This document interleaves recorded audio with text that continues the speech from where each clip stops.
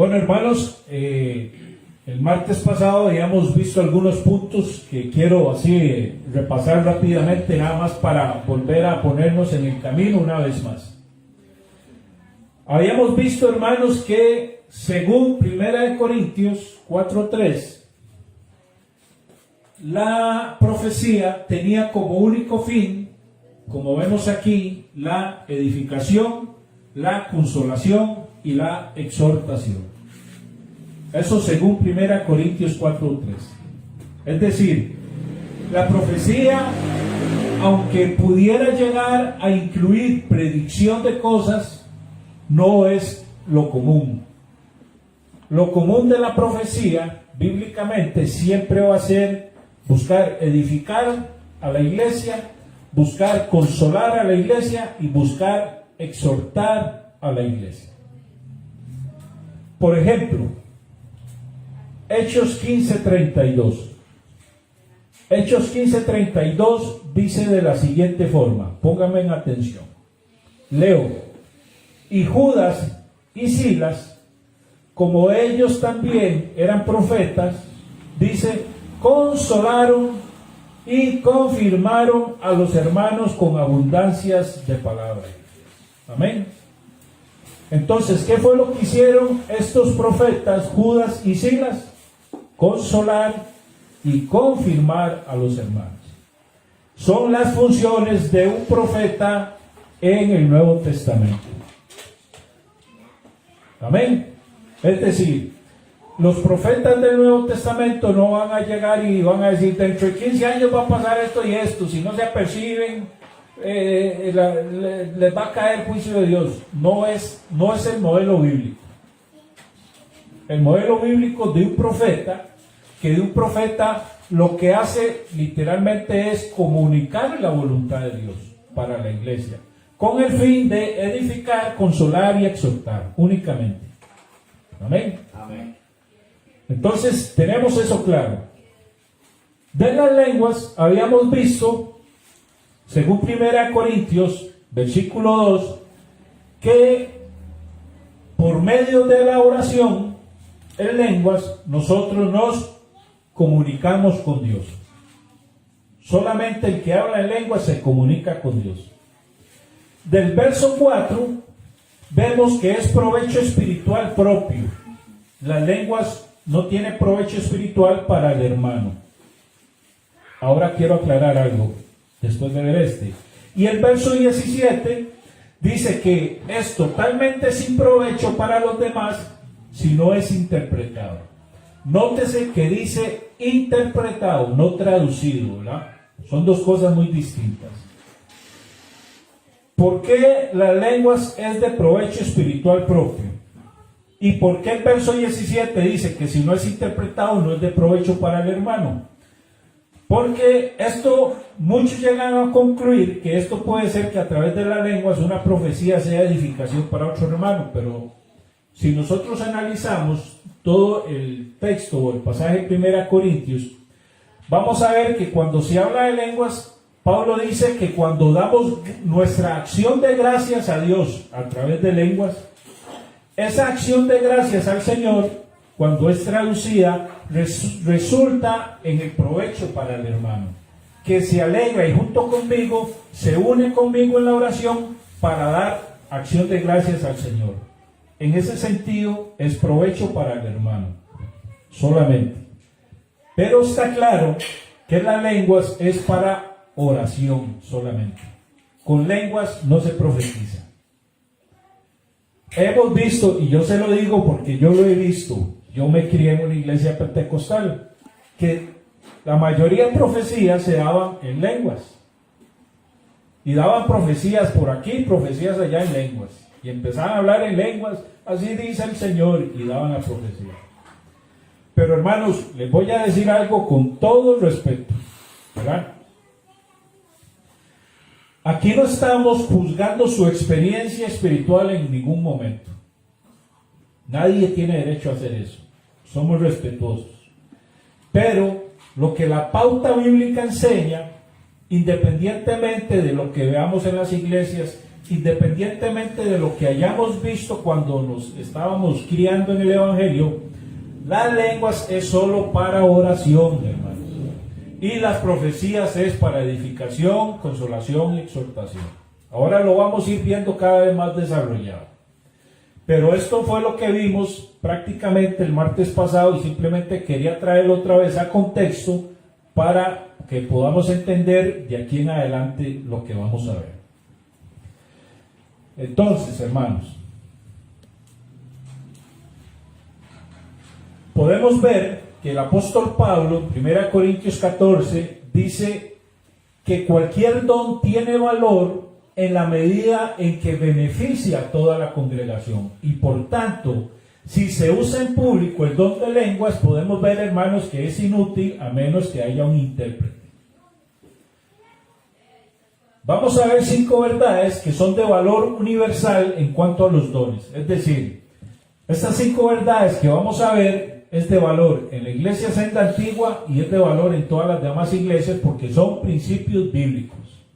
El primero es, debe el don, sea cual sea el don, esto se refiere a los dones en general, el don debe encaminarse a la edificación, cualquier don, es decir, a incrementar el conocimiento del Evangelio y la capacidad de vivir la vida cristiana. Ese es el primer principio.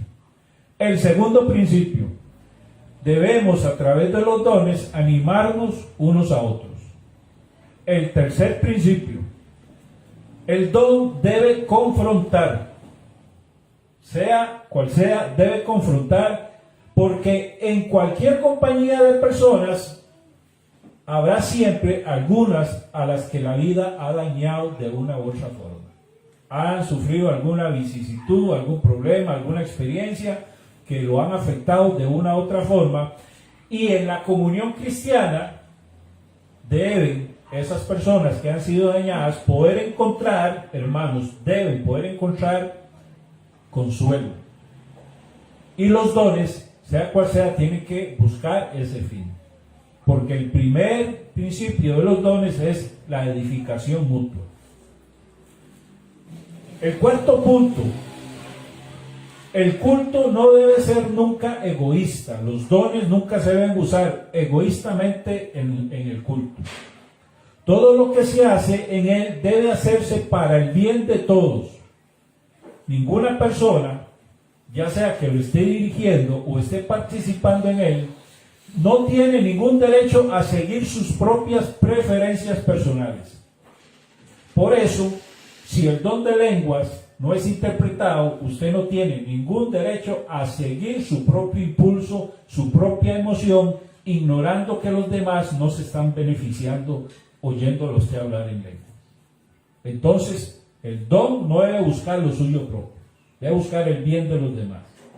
Y si usted va a hablar en lenguas, y no va a interpretar o no hay intérprete para que el hermano sea edificado, por eso Pablo dice, mejor calle y ore para sí. El quinto, el culto al Señor debe ser inteligible, es decir, debe ser inteligente, debe ser entendible. A fin de cuentas, solo lo que satisface la inteligencia del cristiano puede confortar el corazón del cristiano. Porque si usted tiene un problema, usted está angustiado por algo y yo no llego con una palabra entendible a sus oídos, no puedo confortar su corazón. Entonces, en ese sentido, hermanos, todo lo que se haga en el culto, el uso de los dones debe ser inteligible para los demás hermanos. Entonces, si el don de lenguas no produce este resultado en los hermanos, en los miembros de la iglesia, hermanos, es mejor no ejercerlo. Aunque usted sienta mucho deseo de hacerlo, no puede sucumbir ante el deseo egoísta de edificarse solo usted y de dejar a los hermanos por aparte. Esos son los 5 principios, hermanos, que deben tener los dones en la iglesia. Ahora, vamos a aclarar algunas cosas en cuanto a las lenguas. Y esto, hermano, ocupo que por favor me pongan mucha atención. Vamos a volver aquí. En 1 Corintios 14, amén, hermanas, pasen. En 1 Corintios 14 hay dos versículos.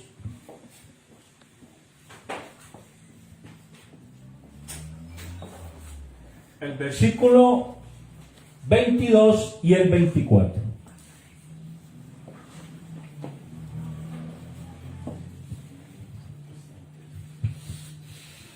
Ok, vamos a ver. Busquen esos dos versículos en su Biblia, por favor.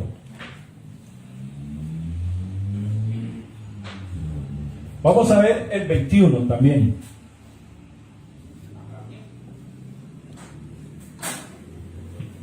¿Lo tienen? Ok, el versículo 21 dice así: está escrito en la ley, por hombres de lenguas extrañas y por boca de extraños hablaré yo a este pueblo, y ni aun así me escucharán, dice el Señor. Ese escrito en la ley se refiere a Isaías 28:11. El verso 22, vamos a poner aquí Isaías 28:11. El verso 22 dice así: así pues, las lenguas sirven de signo no para los creyentes, sino para los incrédulos. Oiga usted, entonces, según el 22, las lenguas, vamos a identificar lenguas con una L. Las lenguas son de signo para incrédulos, dice,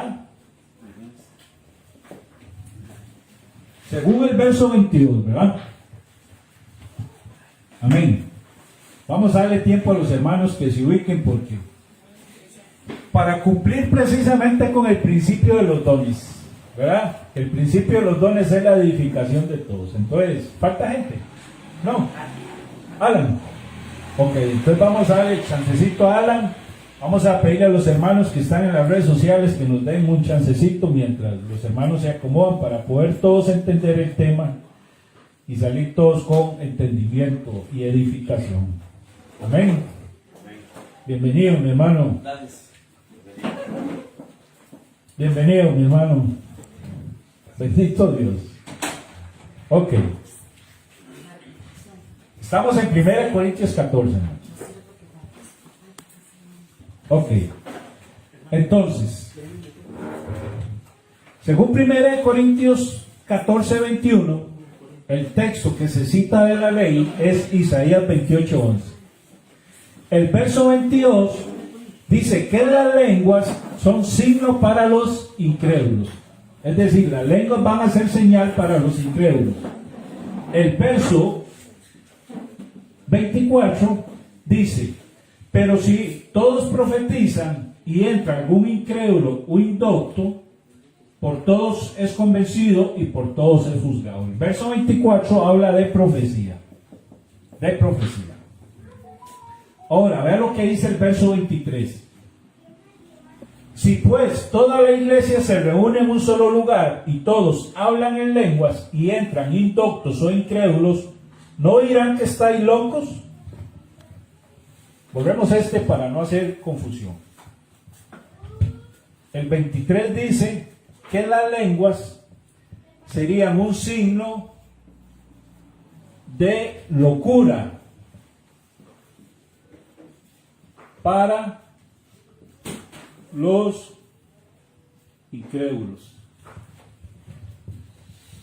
Pero el 22 dice que es un signo de señal más bien para los incrédulos. El 22 dice: así pues las lenguas sirven de signo no para los creyentes, sino para los incrédulos. Pero el 23 dice que si un incrédulo si los ve hablando en lenguas, va a decir que estamos locos.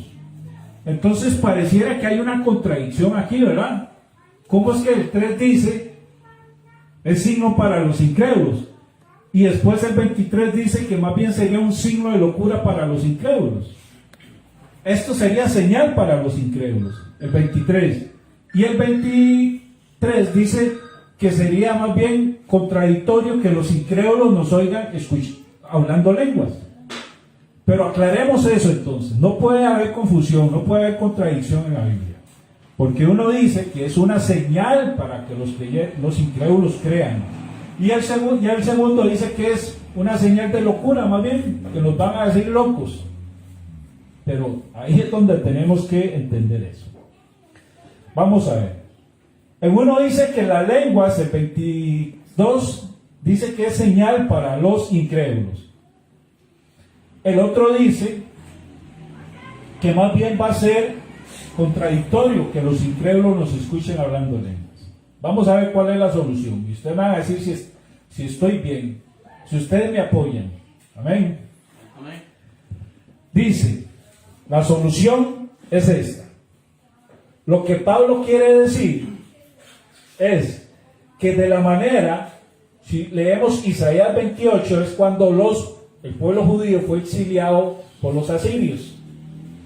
Entonces, tengamos eso en cuenta. La solución es que de la manera que los israelitas exiliados, al escuchar la lengua extranjera, esta era la señal para los judíos incrédulos reprendidos por Dios. Era una señal de juicio de Dios. Esto no causaba fe en los judíos, porque ellos eran rebeldes en su corazón, por eso estaban siendo llevados cautivos en el exilio. Así que cuando un cristiano habla en lenguas sin un intérprete, para los oyentes cristianos es algo parecido a la misma situación que el exilio israelita. Lo que él dice en lenguas, al yo no entenderlo, no va a causar fe en mí. De la misma forma que el idioma asirio extranjero no causaba fe en los judíos que estaban siendo llevados cautivos, sino que más bien era una lengua signo de juicio. Nos están llevando presos, castigados por el Señor. Las lenguas no pueden ser eso para el cristiano. Por eso Pablo dice en el primero que es signo para los incrédulos. Él está usando una metáfora, diciendo que si un hermano habla en lenguas y yo no lo entiendo, me está poniendo a mí en la misma situación en que estaban los israelitas cuando estaban siendo llevados al exilio. No estoy entendiendo, eso no causa fe en mí. Por eso Pablo dice que si las lenguas no tienen interpretación, no resultan en edificación para el que escucha. Por eso Pablo dice, entonces mejor calle y ore para sí. Pero en el verso 23 se está hablando, hermano, de que cuando recordemos que las lenguas es oración, exclusivamente y únicamente. Cuando yo hablo en acción de gracias en mi oración con Dios y alguien interpreta, los demás son edificados cuando oyen mi acción de gracias al Señor. Y dice que debe haber intérprete de lenguas, no traductor de lenguas. Entonces la lengua no es un idioma, porque lo que hacen los idiomas es traducirse a mi idioma, pero interpretar ya tiene un significado muy distinto. Interpretar es poner en palabras entendibles lo que esa persona está diciendo en un sonido extraño. Por eso se llama, yo tengo que interpretar, no traducir. Son dos cosas diferentes. Vamos a verlo así. Isaías 28:11, en Isaías 28:11, Pablo, comparándolo con 1 Corintios 14, Pablo invierte algunas palabras para dejar esto claro. Y Pablo invierte lengua de tartamudos que está en Isaías y las traduce y cambia la palabra por lengua extranjera. No habla ya de lengua tartamuda. Lo hace con el fin de colocar la posición, de colocar en una posición intensa, en una posición notable, otras lenguas. Es decir, en 1 Corintios 14:21, Pablo viene y cambia labios de tartamudos por labios de otros. ¿Por qué labio? Usando la Biblia Septuaginta, que era una Biblia muy buena, muy bien traducida. Pablo cambia estas palabras adrede, las cambia al propósito, porque lo que Pablo quiere hacer notar a los creyentes que hablan en lenguas es lo que están causando al hablar en lenguas sin interpretación. Pablo, entonces, para no confundir y que no tomen literalmente Isaías 28:11, sino metafóricamente, no dice labios de tartamudo, sino lengua extraña. Entonces no viene y dice labios de tartamudo, sino labios de otros, como lo vemos en el verso 14-21. Estos otros labios de otros, él se está refiriendo a los corintios, cuyo hablar en lenguas tendría un efecto venenoso. Oiga, así dice un comentarista, tendría un efecto venenoso en los que no son creyentes. Es decir, más bien los va, como decir, fumigar, ¿verdad? Y nunca más van a volver. Entonces, en consonancia, hermanos, si nosotros tomamos el texto masotérico con el texto de la Biblia de los 70, si comparamos esos dos textos, esas copias de los que están en el texto masotérico, es el texto que usan los judíos para su Biblia del Antiguo Testamento. Y la Biblia de los 70 es la traducción griega del Antiguo Testamento al griego, para los judíos que estaban en la dispersión. Entonces Pablo viene, cambia y dice, el Señor hablará, del verso 28-11, dice Isaías, por hablaré, del 14-21 de 1 de Corintios. Hablará por hablaré. Y concluye con esta fórmula, dice el Señor. Dice el Señor. Porque lo que Pablo quería era incrementar el impacto sobre los corintios en cuanto al uso del don de lenguas. Es decir, hermano, no sé si me entendieron, porque esto está un poco complicado.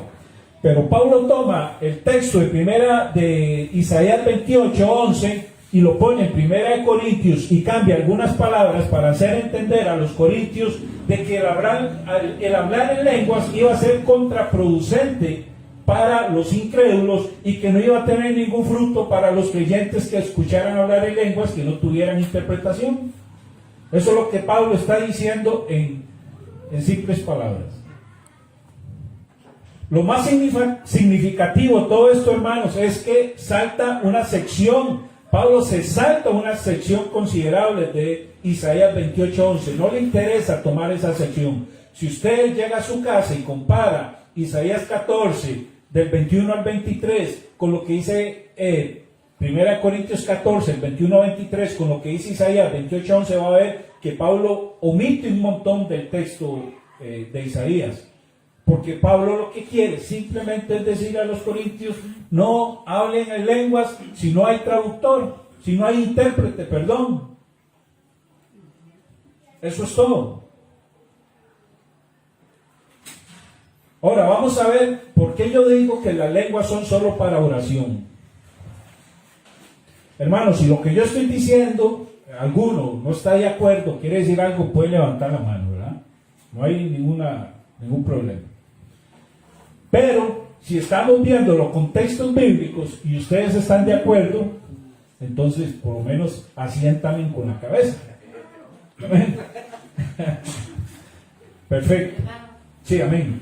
¿Y a qué se refiere la diversidad de lenguas, de género de lenguas? Hermana, Corintios 12. el primera... hablando como un don también. Sí, es que, hermana, eso lo vamos a ir viendo ahora. Vamos a ver que cuando se habla de diversidad de lenguas no se está hablando a idiomas. Se está hablando, digámoslo, a idiomas humanos, sino a un idioma celestial. Espiritual. Ajá, espiritual. Es un don. Es correcto, es correcto. Pero vamos... Es correcto. Vamos a irlo viendo poco a poco. Ok. En 1 Corintios 14:16 se habla de orar en el Espíritu. Amén. Ustedes lo siguen ahí. Es cierto. Después, en el verso 2 se habla de orar como hablar misterios. ¿Estamos bien? Para que ustedes lo vayan siguiendo ahí con sus ojos. En el verso 16 se habla de orar en el Espíritu. En el verso 2 se habla de hablar misterios con Dios. Amén. Por eso se dice que el entendimiento queda sin fruto. Porque el que está orando es el Espíritu y está hablando misterios. ¿Qué es un misterio? ¿Qué entiende usted por misterio? Algo no entendible, ¿verdad? Seguimos. Algo que viene solo de Dios. Es correcto. en este contexto de la lengua así. Entonces, cuando la Escritura habla de orar en el Espíritu, se refiere a un éxtasis, pero a un éxtasis técnicamente hablando, no un éxtasis de esos de poner los ojos en blanco ¿verdad? Y empezar con movimientos espasmódicos. No, nada de eso, hermano.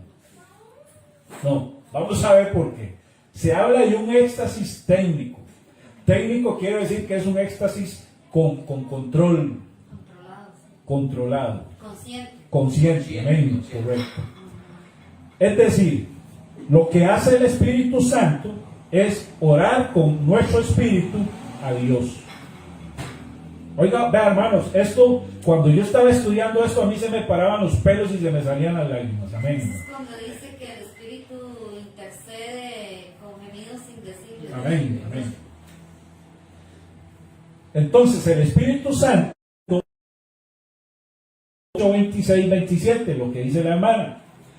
Oiga, nótese que nos dice que el Espíritu nos ayuda en nuestra oración con Dios. Dice, con gemidos ¿qué? Indecibles. Indecibles. Ahora, aquí debemos aclarar algo. Muchos dicen, ahí está, son indecibles, es decir, que no se dicen, entonces no son las lenguas. Muchos dicen eso. Pero, hermanos, según la... Ahí. Ya. Ok, regresamos, hermanos. Disculpas por fallas técnicas.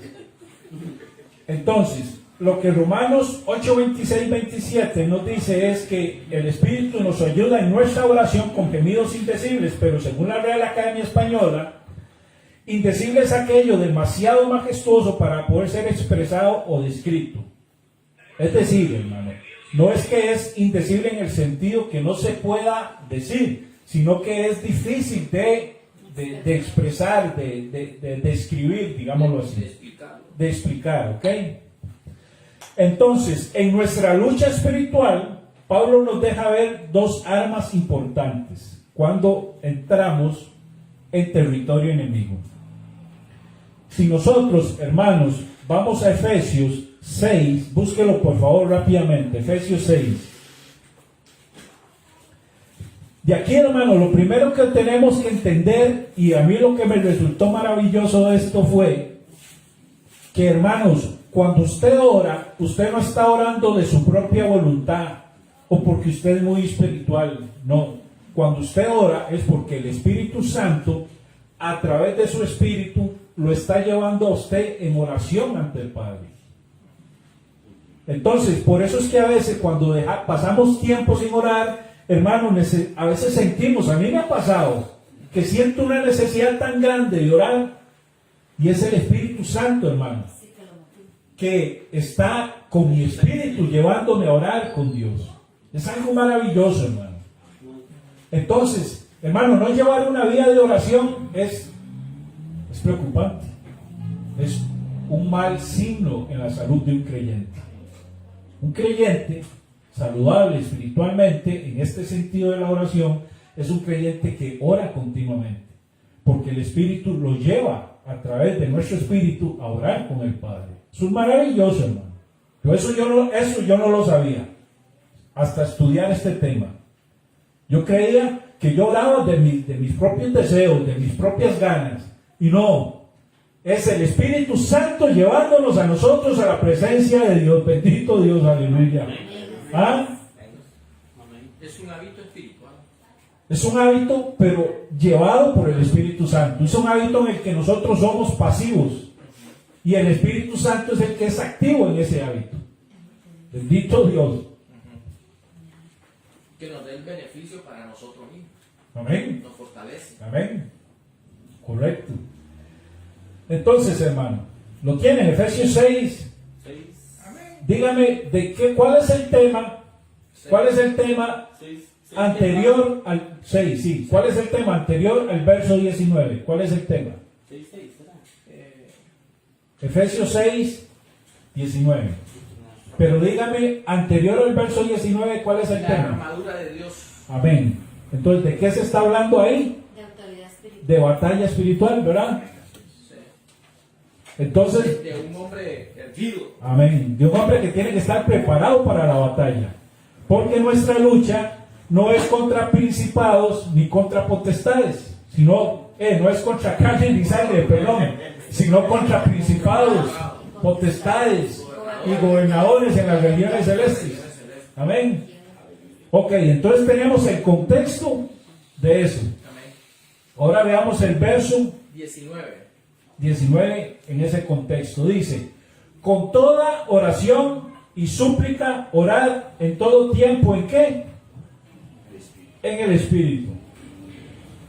Entonces pareciera, hermanos, muchos exégetas llegan a creer que es muy probable que cuando en la Biblia se hable de orar en el Espíritu se esté refiriendo a orar en lenguas, porque es el Espíritu Santo el que intercede por nosotros con gemidos indecibles ante el Padre.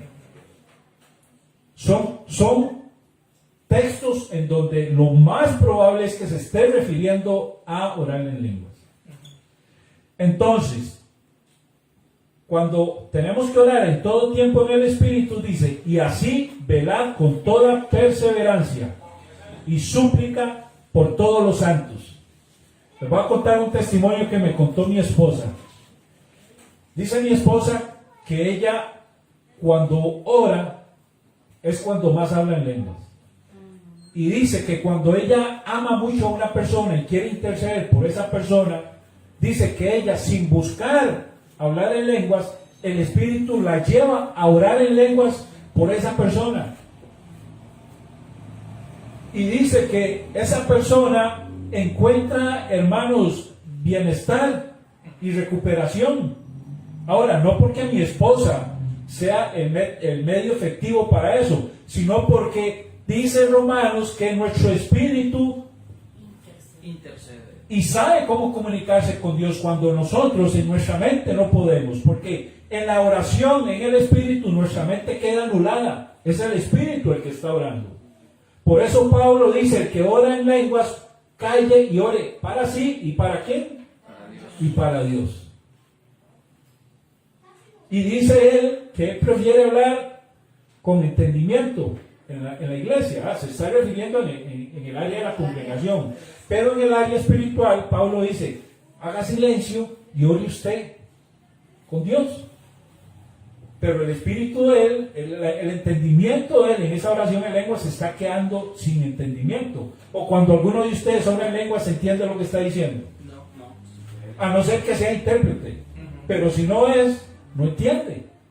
Entonces, Pero se edifica a sí mismo. pero se está edificando en el hombre espiritual, no en su mente, ¿verdad? Hagamos la diferencia del entendimiento espiritual al entendimiento natural.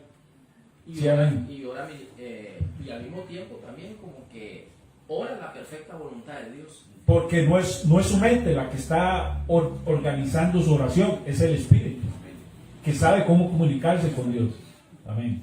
Sí, pero hermanos, también hay una posición. A veces se ora en lenguas en la congregación y esa misma persona tiene la facilidad de, bueno, Dios mismo interpreta Dios, el mismo espíritu también le da la interpretación. Son dones. Y es una actitud que se da, bueno, lo digo porque por experiencia propia, ¿verdad? Me ha pasado cuando he orado por alguna persona y en ese momento el Espíritu da a uno palabra en lenguas y después da la interpretación de eso, porque tal vez yo en el momento de la lengua no estoy entendiendo nada, pero el mismo Espíritu Santo da la interpretación.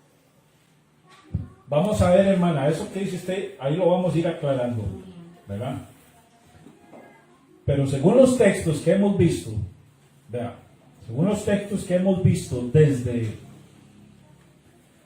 1 Corintios 14, verso 2, 16 y 28, las lenguas son solo para oración. Según Romanos 8, 26 y 27, son solo para oración. Y según Efesios 6, 19 y 20, son solo para oración. Pero ahora vamos a ir viendo más de eso que usted dice. Dice: y súplica por todos los santos, y orad por mí, dice, para que me sea dada palabra para abrir mi boca, a fin de dar a conocer sin temor los misterios del Evangelio. Entonces, el orar en lenguas, podríamos decir, es provechoso en la lucha espiritual personal y en nuestra intercesión por los demás, para que por ejemplo, por los misioneros, por los pastores, para que ellos puedan presentar, como dice Pablo aquí, el misterio del Evangelio sin temor.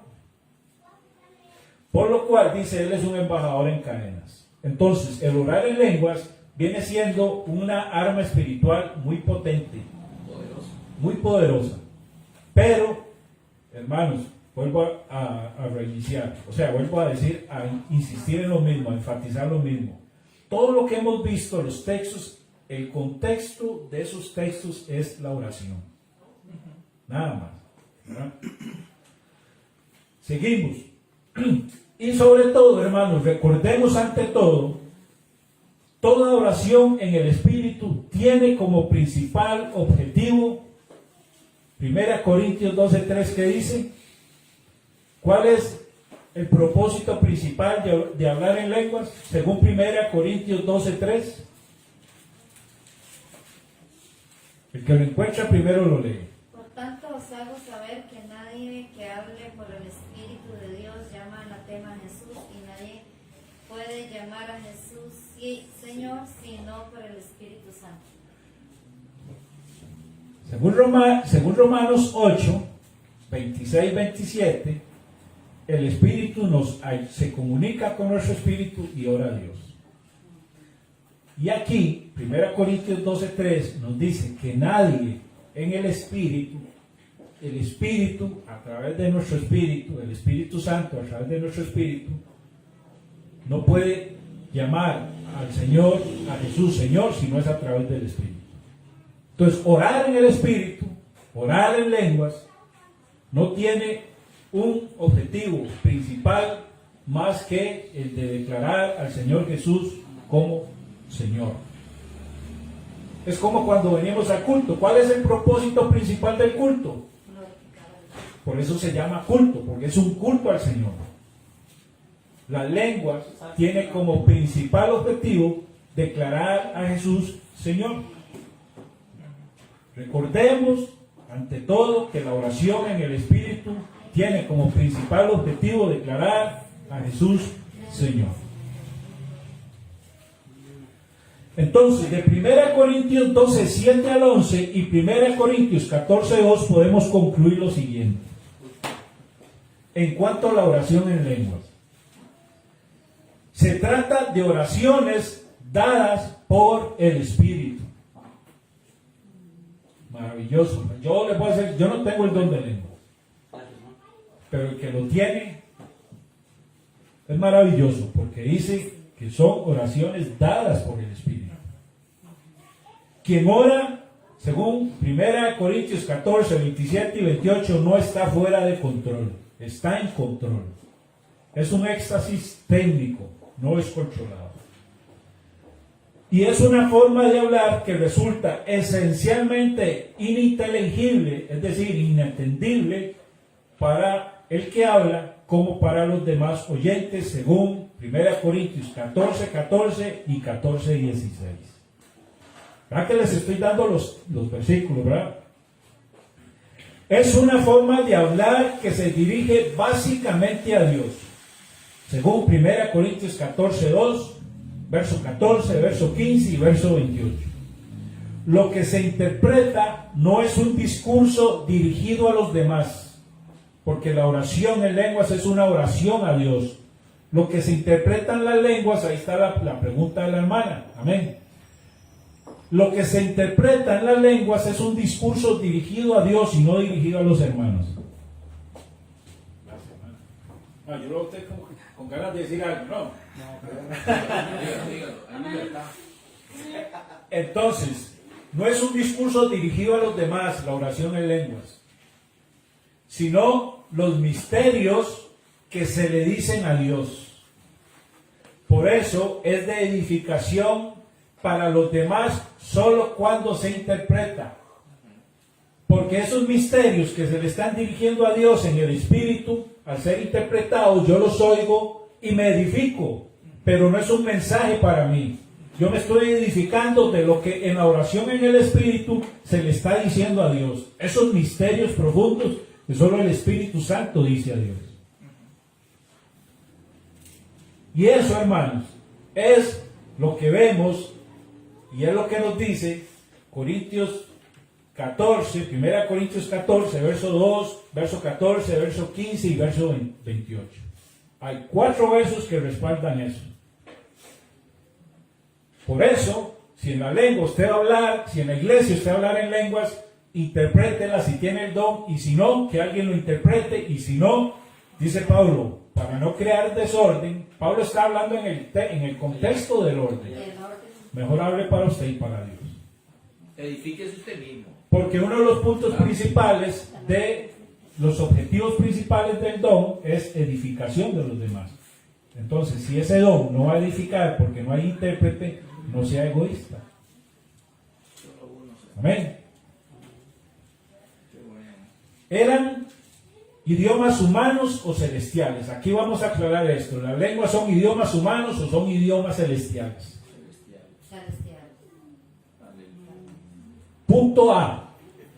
Pablo deja claro que al decir que es una lengua ininteligible, que no es entendible, que no es inteligente a nuestro oído, porque no es entendible, tanto para el que habla y el que oye. Entonces no es un idioma, porque Pablo no puede considerar que en una iglesia donde se hable en lengua, si fuera un idioma, si yo, digamos, estoy en una iglesia y hablara en lenguas en inglés, podría haber alguien que lo entienda. Más que el inglés ahora es un idioma universal. Pero Pablo no está contemplando que pueda haber alguien que lo entienda. Por eso dice que el que habla y el que oye no entienden. Entonces, obviamente, no se está refiriendo a un idioma humano. Porque en la antigua Grecia, en Corintios, donde se encontraba Pablo, los idiomas comunes eran el latín y el griego. Por eso el Nuevo Testamento, las copias que hay, todas son en griego. Pablo no contempla que haya alguien ahí que pueda entender ese idioma. Entonces no podemos concluir que se está refiriendo a un idioma. Y Pablo hace una analogía cuando compara que ningún idioma en el mundo parece de significado, y que si yo hablo en lenguas tiene que tener un significado. Pablo hace esa analogía, pero las analogías no se hacen con cosas iguales, sino con cosas diferentes. Es decir, una analogía es una relación de semejanza entre cosas distintas, dice el diccionario. Que una analogía es una relación semejante entre cosas distintas. Entonces estamos hablando de un idioma natural. Pablo está poniendo una analogía de un idioma humano con un idioma celestial. Son cosas distintas, es válido. Las lenguas es un idioma celestial, no es un idioma humano. Porque Pablo está poniendo como una analogía un idioma humano para un idioma totalmente distinto. Sí, amén. Verás que en algunas ocasiones en una iglesia que vamos a mencionar, había una profeta que cuando profetizaba hablaba en el idioma italiano. Eso es válido. O sea, ella hacía las lenguas en italiano y luego las pasaba al idioma español, ¿verdad? Nosotros. O sea, ella hablaba en italiano en la iglesia y después la traducía al español. Sí. ¿Y para qué? Si al final las dijo en español. No tiene sentido. Hermanos, los dones son legítimos, el don de lenguas es legítimo y yo creo en él y creo que es una bendición para la iglesia. Pero seamos sinceros, hermano, hay algo que se llama humildad intelectual. Y humildad intelectual se refiere a que debemos ser honestos y reconocer cuando algo está mal. Yo mucho tiempo fui calvinista. Yo creía en la determinación y yo peleaba con todo el mundo. A todo el mundo yo le tiraba. Oiga, y yo me leía libros y agarraba textos de la Biblia para andarle echando a todo el mundo con el calvinismo y mostrarle que ellos estaban mal. Hasta que me encontré con un pastor, con Luis, que me agarró y me despedazó todo. Que Luis es apologista de esos bravos. Y yo tuve que reconocer, tuve que tener humildad intelectual y decirle a Luis: es verdad, estoy equivocado. Amén. Porque todos nos equivocamos, hermanos. Así es. Y para eso la palabra, para ubicarnos en el camino y poder crecer, poder corregirnos. Ella trae entendimiento. Amén. Y a veces, hermano, tenemos que ser sinceros. El don de lenguas ha sido un don que ha sido usado muy desordenadamente en las iglesias. Seamos sinceros. Y lo que estamos viendo hoy en las escrituras es de que las lenguas es un don para uso personal. Y es beneficioso para la iglesia solo cuando se interpreta, porque los que oyen los misterios que se le dicen a Dios, obviamente tiene que ser edificante. Pero no porque sea un don dirigido a edificar a otros, es un don dirigido a edificarme a mí mismo. En cambio, la profecía edifica a los demás, porque consuela, exhorta, etc. Y la profecía no es 100% predicción, como lo leímos ahora en Hechos 17, era, ¿verdad? Lo repito. Hechos 17, ¿verdad? A ver. 19. Ah, no. 6:19. Efesios. A ver, lo estoy buscando así. No, en Hechos. Ah, en Hechos. Hechos 15:32. Vean, se lo voy a leer otra vez para recordarlo. Dice, Hechos 15:32. Y Judas y Silas, como ellos también eran profetas, oiga, ¿qué eran Judas y Silas? Profetas. Oiga lo que hicieron. Como ellos también eran profetas, consolaron y confirmaron a los hermanos en abundancia de palabras. El don de profecía, ¿qué hace? Consolar y confirmar en la fe a los hermanos. Y edificar. Y edificar. No es 100% predicción. No, hermano. Bíblicamente no. El don de profecía existe, pero tiene como función edificar la iglesia, consolar la iglesia, confirmar la iglesia. Una consulta. Y si lo miramos porque Primera de Corintios está en la posición del Nuevo Testamento, es para la iglesia presente. Estamos viviendo la gracia. Esto está ubicado, está situada en el Nuevo Testamento. Entonces es para la iglesia de hoy. Es para la iglesia del Nuevo Testamento. Ajá. Porque si nosotros no fuéramos la iglesia del Nuevo Testamento, estamos perdidos. Hermano, para la iglesia, desde los apóstoles hasta que Jesucristo venga, es el don. Los dones no terminan. Más adelante vamos a hablar de eso. Porque los cesacionistas dicen que los dones acabaron cuando se completó el canon de las Escrituras. Pero vamos a ver historia de que no es así. Vamos a ver que no es No, así. y a eso me refería. Si Pablo lo volvió a citar en Primera de Corintios, ¿verdad? Que está en el Nuevo Testamento, es para la iglesia y hay que seguir dando. Amén. Fue para que él lo dejó, para que la iglesia siguiera siendo edificada por Amén. medio de los dones espirituales. Amén. Y los dones tienen ese fin. Ningún don es debe ser usado, hablemoslo así, usado egoístamente. Tiene que ser para edificación de los demás. La iglesia. Por eso, si usted siente hablar en lengua en su iglesia y no hay intérprete, hermano, lo estaría usando egoístamente, porque nadie va a interpretar. Amén. ¿Qué hora es, hermano? Ya, tengo que parar ya. 7:34. Estamos bien. Podemos, hermano. Ah. Un poquito más. Unos 7 minutos. No, 7 minutos más. Ok. Démosle. Me dieron permiso 7 minutos más. Está bueno, está bueno. Aleluya. Entonces, hermano,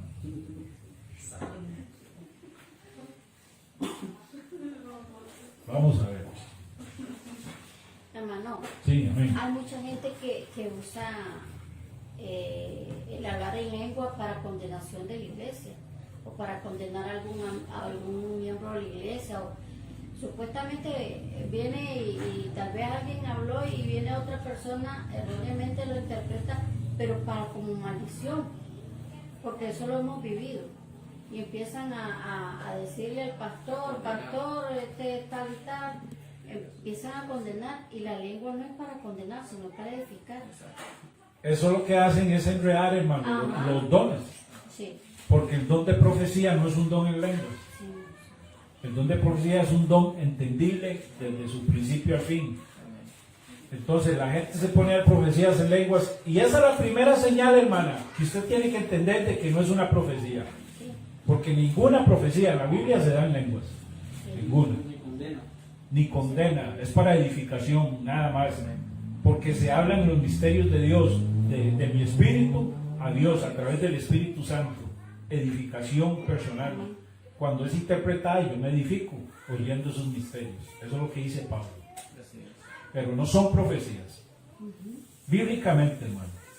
Y cuando alguien le diga, no, hermano, sí las lenguas son para dar profecías, dígalo, bueno, demuéstremelo bíblicamente. Y si no se lo demuestra bíblicamente, pero se lo demuestra a partir de sus experiencias, dígalo, hermano, entonces mejor guárdeselas. Yo no critico su experiencia, no la cuestiono. Pero hermano, bíblicamente no es así. Y lo pisamos de nuevo. Amén. Claro. Amén. Sí, amén. Josué. No, interesante.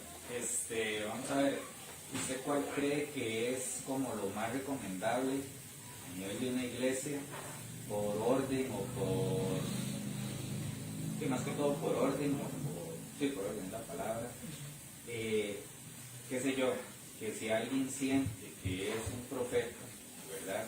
Yo he visto, bueno, en algunos lugares que se les da un título o como una envergadura, ¿verdad? Ya de que es profeta, ¿verdad?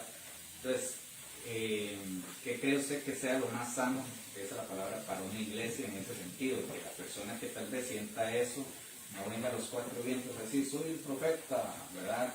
O que más bien se tenga un poquito más de sabiduría o de calma, porque actualmente, por lo que yo he visto, o sea, eso sí es así, digamos, o sea, alguien ya dice profeta y todo el mundo así como profeta, o más bien muchos son como más quitados, agnósticos al asunto, ¿verdad? Sí. Entonces, yo sé que la Biblia no cambia, ¿verdad? Y las cosas no cambian, pero en un contexto, por ejemplo, actual, ¿cuál cree usted que sea lo más sano en una iglesia, en estos temas? Hermanos, los dones van a estar en la iglesia, ¿verdad? Un ejemplo, si alguien tiene el don de profecía y quiere dar una palabra de consolación y edificación a la iglesia, dice 1 Corintios que todos los demás tenemos que juzgar si lo que él dijo está bien. Usted lo tiene, el artículo, ¿no? Ese texto, 1 Corintios 14. Aquí bien donde estamos, Donde... dice 1 Corintios 14, 29. Ajá.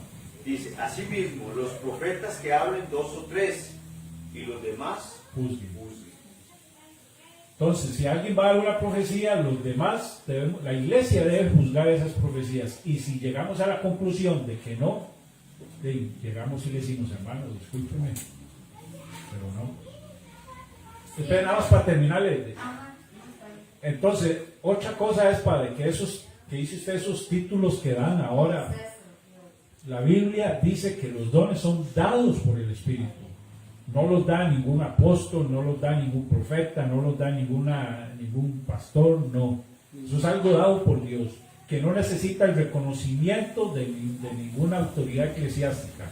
Lo único que debemos hacer es juzgar esos dones de que si son verdaderos o no. Viene de Dios. Sí. Y hay iglesias que usan un orden. Hay pastores que dicen, si hay profetas, entonces le dicen, hermano, si va a haber una profecía, primero dígamela a mí. Entonces, llegan y le dicen la profecía al pastor, el pastor juzga y le da permiso de decirle a la iglesia sí o no. Yo pienso que eso es negociable, ¿verdad? Eso se puede negociar. Y si hubiera un don de lenguas y alguien puede interpretar, mientras cumpla los requisitos bíblicos, hermanos, yo no le veo ningún problema. Es tremendo, ¿no? Amén. Claro. No, era este punto, hermano, de los títulos que se dan, ¿verdad? Sí, De profetas, y que hacen seminarios porque llegó la profeta tal o la profeta tal.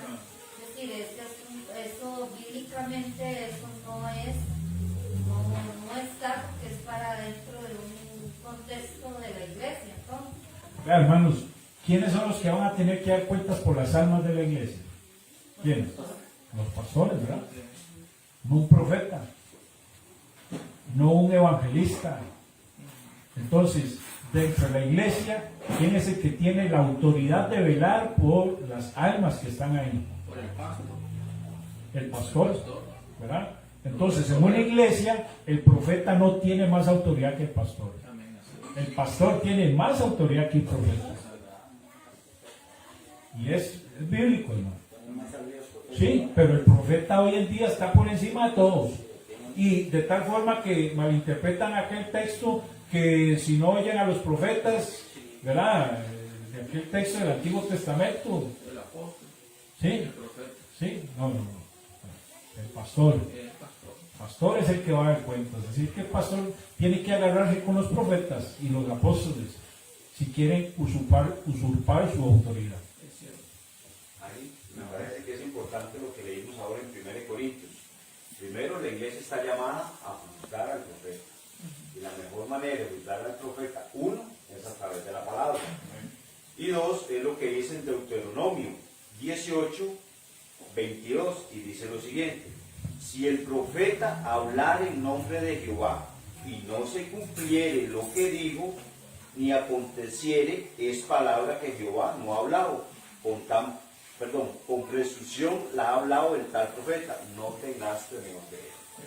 Entonces es simple y sencillo. Si alguien se levanta diciendo que es profeta de Dios y da una palabra profética y la palabra profética no se cumple, simple y sencillamente él no está hablando de parte de Dios. Entonces no hay ni siquiera por qué tenerle miedo. Y nos corresponde a nosotros juzgar al profeta, y como lo dice el hermano Aguilera, está en una cuestión con el pastor, y ahí el hecho que estamos sacando estos estudios para que el fundamento de la iglesia de la senda antigua sea siempre bíblico. Y entendiendo que la profecía en el Nuevo Testamento no es tanto predictiva como la del Antiguo Testamento. La profecía del Nuevo Testamento es más consolatoria, más edificatoria, más... ¿Entiende? Eso es. Totalmente santo. Amén. Terminamos, hermano. Mira que casi me desmayo. Bueno, hermanos, a los hermanos que están en Facebook, pueden dejar sus preguntas en los comentarios y las podemos responder el próximo martes sin ningún temor. Seguimos. Aquí todos estamos aprendiendo. Amén, hermana Ligia. Perdón, esa parte, bueno, yo creo que tal vez el otro martes usted lo pueda hablar, es con respecto a que se dice que el don de lenguas es la manifestación del bautismo del Espíritu Santo en la iglesia. Entonces, Es más, le voy a decir un texto nada más. Dice Pablo hace una pregunta y dice, ¿hablan todos lenguas? ¿Qué está diciendo Pablo ahí? Que no todos hablan lenguas. Y se está dirigiendo a la iglesia de Corintios. Entonces, en la iglesia de Corintios no todos hablaban lenguas. Es decir, habían cristianos que no hablaban lenguas. Entonces, si seguimos esa lógica, tendríamos que decir que habían hermanos que no han sido bautizados en el Espíritu Santo. y ahí ya que se lo Qué bueno. Sí, aquí vamos a ver, yo creo que está aquí, ahora me fijo, si no el martes que viene lo traigo, de lo que se refiere el bautismo del Espíritu Santo. Varón, Amén. hay condenación para esos que se dicen ser, que hablan en lengua y vienen a hacer un... Confusión. Ajá. Si no se arrepienten, sí. La misericordia de Dios nos ayuda. Sí, porque está confundiendo el pueblo del Señor. Está confundiendo a aquellos por los que el Señor Jesús dio su cruz en la cruz. Muy bueno. Oramos. Excelente. Amén. Amado Dios, bendito Jesús, Señor, te damos gracias, Señor, porque nos has permitido poder estudiar tu palabra. Gracias, Señor, porque la verdad importa, Señor. La verdad es importante en todas las áreas. Sea un área vital o no sea un área vital, Señor, la verdad es importante. Somos columna y baluarte de la verdad. Somos columna y sostén de la verdad. Debemos amar la verdad, buscar la verdad, vivir según la verdad, guiarnos por la verdad. Y el Espíritu nos guiaría a toda verdad. Y tú eres la verdad. La verdad es uno de los fundamentos de tu iglesia, Señor. Y toda nuestra doctrina debe estar fundada en la verdad. porque la verdad, toda verdad viene de Dios. Diga quien la diga.